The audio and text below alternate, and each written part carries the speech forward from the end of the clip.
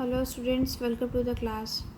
So in our previous class we have completed that why do we need a constitution, and in our today's class we are going to read the topic making of the Indian constitution. So how Indian constitution, the process of Indian constitution was made up.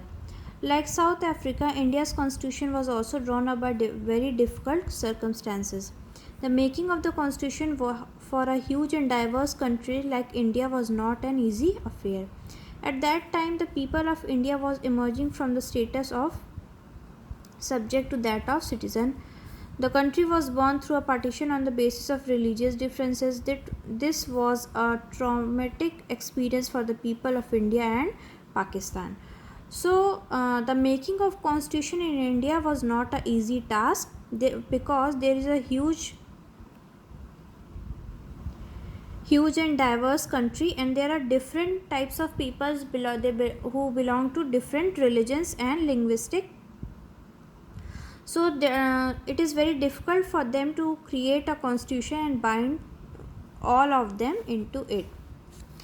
At least 10 lakh people were killed on both sides of the border in partition related violence. There was another problem. The British has left it to the rulers of princely states to decide whether they wanted to merge with India or with Pakistan. So lots of people were killed during the partition, and there was another problem that the Britishers left the Indians to the rulers of the princely states, that is the kings or queens, to decide whether they want to merge with India or with Pakistan or remain independent. The merge of these princely states was a difficult and uncertain task. When the constitution was being written, the future of the country did not look as secure as it does today. The makers of the constitution had anxieties about the present and the future of the country. So during that time, the making of constitution was not an easy task. It faced lots of problem for the creation of constitution. Next topic is development of Indian constitution.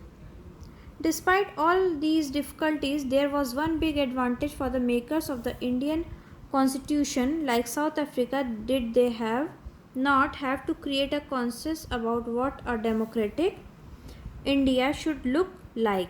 Much of the concerns have involved during the freedom struggle. Our national movement was not merely a struggle against a foreign rule. So how the Indian constitution developed? It was a very big advantage of that time, as it was we did not create a role model of anything. Either we should create a constitution which is good for every citizens of India. Now next is Government of India Act 1937. The act provided for federation, taking the province and the Indian princely states as unit. So what is the Act 1935? Under this act, the princely states or the provinces are collectively called as a unit. They join together and they call as a unit. A federal court was to establish. Burma was separated from India, and a court was also established, and Burma was separated from India. The act divided the powers between the center and the unit in terms of three lists. So under this act, the power was divided into different units in terms of three lists, namely the federal list, the provisional list, and the concurrent list. It provided for the establishment of a Bengal, Bombay, Bihar, Madras, and United Provinces.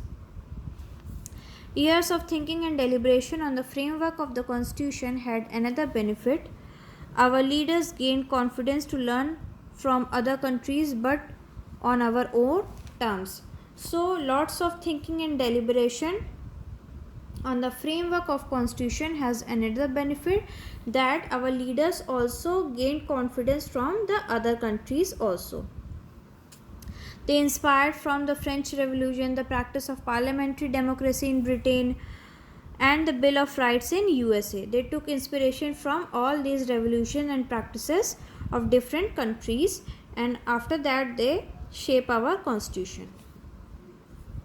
Next is India Independence Act of 1947. It was based on famous Mountbatten Plan, 3rd June 1947, Parliament on July 5, 1947. The act revealed the ascent of the crown on 18th July 1947 and became it effective on 15th August 1947. The main provinces were two Dominion states, India and Pakistan, came into existence on 15th August 1947. After this act, two dominant states, India and Pakistan, came into existence.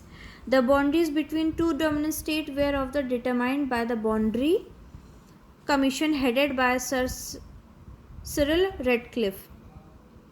And the boundary between these two states also came into existence. Both the states had the right to frame their constitution. So both the states have the right to frame their own constitution. Till the new constitution were not effective, the government in the two states could be run on the basis of provision of the Government of India Act 1935. So till new constitution was not effective, because at that time new constitution was not made up yet.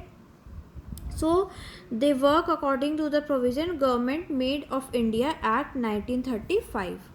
And next is the British Crown ceased to be the ruler of India.